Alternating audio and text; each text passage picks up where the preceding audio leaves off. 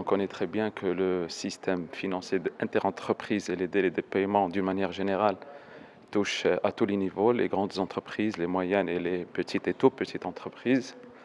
On est rentré dans une sphère aujourd'hui où les sociétés commencent à utiliser cette méthode de paiement comme un levier financier à la place des banques. D'une manière générale, les grandes entreprises, elles aussi, sont touchées par ce fléau parce qu'elles dépendent elles-mêmes de leurs grands clients et bien sûr, ça peut impacter le délai de paiement des fournisseurs d'une manière générale. Le non-respect des délais de paiement inter-entreprises, quel impact peut-il avoir sur la compétitivité justement de l'entreprise?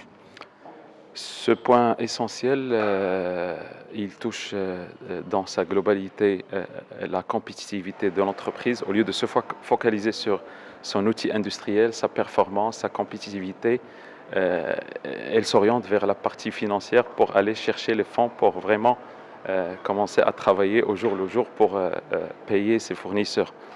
Donc, on change de cap, c'est-à-dire au lieu de rester dans le corps de métier qui est la productivité, la compétitivité et l'amélioration et la recherche de nouveaux marchés, on va aller commencer vraiment à se batailler pour payer nos fournisseurs.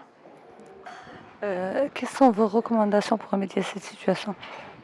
D'une manière générale, mes recommandations, vraiment, euh, c'est le respect d'abord, hein, c'est-à-dire chacun s'engage sur ses engagements contractuels. Le respect des délais de paiement est très essentiel.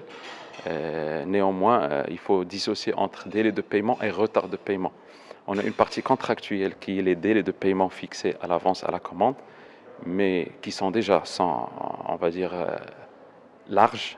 En moyenne, sur le marché local, on trouve entre de 120 jours à 150 jours des fois. Mais non seulement ça, il y a encore un retard de paiement après la partie contractuelle.